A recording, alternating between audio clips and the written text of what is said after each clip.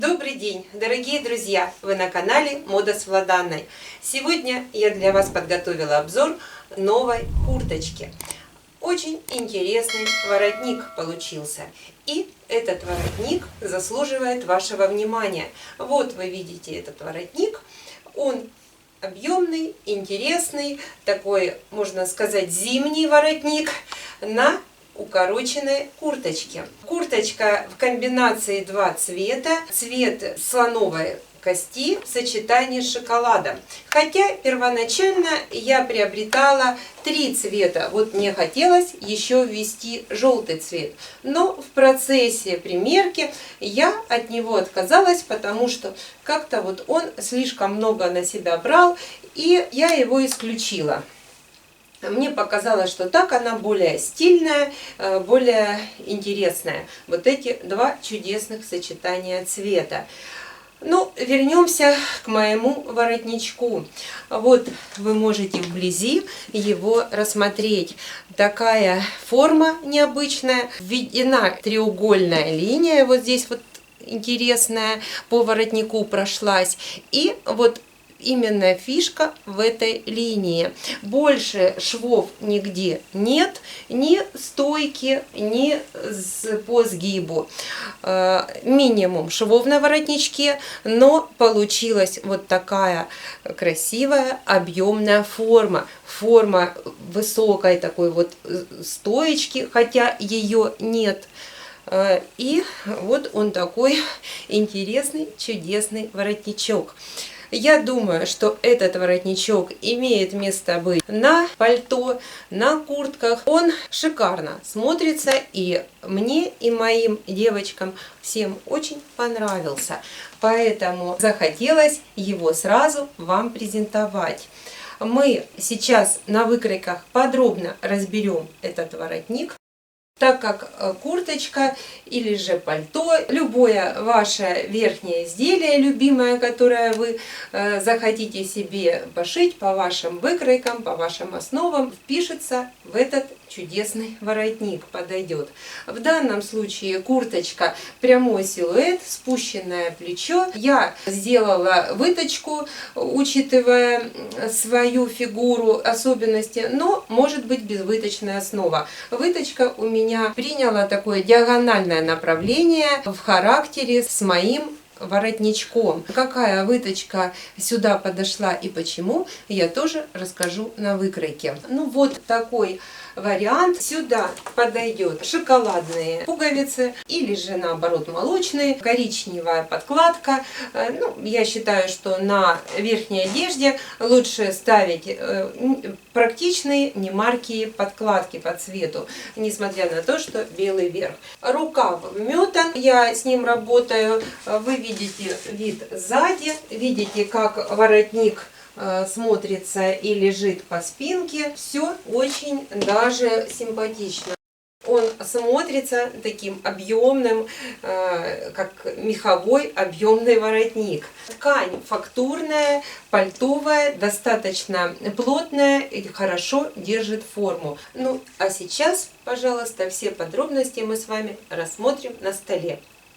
Этот воротник заслуживает особого внимания, так как он может быть на пальто, на жакетах, на куртках, на верхних изделиях. Мы рассмотрим выкройку. Вот сейчас на столе вы крупным планом видите этот воротник перед собой. Пальто, полупальто или можно назвать куртка, представляет собой изделие свободного кроя, прямого силуэта. Вы видите заниженное плечо, спущенный рукав. В данном случае можно взять безвыточную основу на небольшие размеры, на маленький размер груди. Но в моем конкретном случае мне понадобилось сделать выточку. И вот эта выточка, такая диагональная, аккуратная, она завязалась у меня с рисунком воротника. Вот я вам покажу мой макет. как бы с чего у меня начиналась работа. Вы видите, здесь на макете выточка с горловинки у меня одна, а вторая выточка косая. То есть меня эта выточка не устроила, и я поработала в этом направлении, и родилась вот такая выточка, которая ненавязчиво, мягко вошла вот в верхнюю часть моего полупальто. Вы видите, как на этой ткани, на стеганой, чудесно смотрится этот воротник. Он такой держит форму, красиво все это выкладывается, такая хорошая у него стоечка вот образовалась. Он очень интересный. Вот мягкие сгибы, нигде здесь нет швов. Шов только вот по этому уголку и шов втачивания в горловину. Вот вы увидели мой процесс макетирования и создания вот этого воротника вместе с выточкой. Ну и когда я на макете определилась, меня все устроило, увидела, как это все будет выглядеть. Вот дальше следующий этап. Ткань достаточно плотненькая, то есть она держит форму, но я планирую уплотнить его, чтобы он держал форму еще лучше. И, ну, по крайней мере, вот эта часть, чтобы не было вмятин, провалов, чтобы оно было совсем все замечательно. Вы видите, у меня верхняя часть представлена в светлом варианте, горизонтальная порезочка.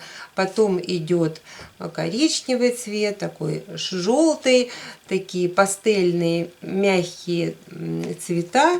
Ну и я подбираю фурнитуру. Вот мне попались пуговички, вот они такие симпатичные, перекликаются с желтым цветом, коричневый фон пуговицы. Хотелось бы немножко крупнее размер, но в принципе я думаю, что они вписываются в мое полупальто. Такая интересная здесь декоративная ниточка прошлась на коричневом фоне. И эта пуговичка, на мой взгляд, она гармонично вошла в общую цветовую композицию этого изделия. Порезка горизонтальная, она возможна в любом цвете на ваш вкус. Ее и вообще может не быть, то есть в однотонном варианте выполнена. Вы увидели мой воротник, как вот он вшит, а сейчас мы рассмотрим выкройку этого воротника чудесного.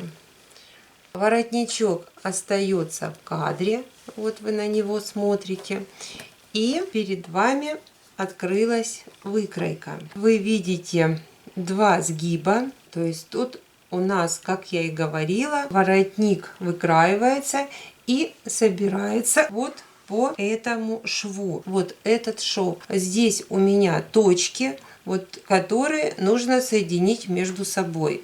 Точка АА, ББ и точка С. Это наша горловина и длина горловины конкретно вашего изделия. Воротник может быть уже соответственно под вашу горловинку, под вашу длину. Это может быть отдельно горжетка.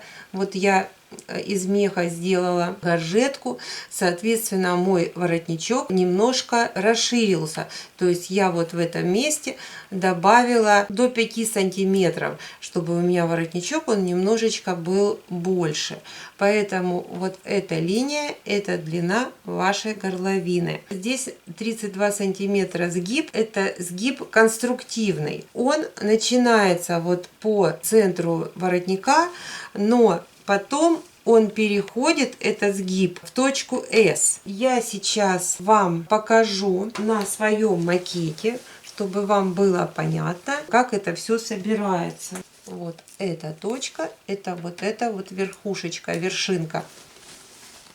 Поэтому, если мы вот наш воротник, и вот здесь насечка, это вот буква А.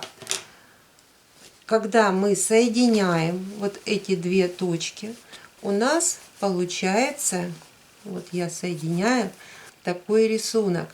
И потом следующим этапом мы соединяем вот эту точку. Вот.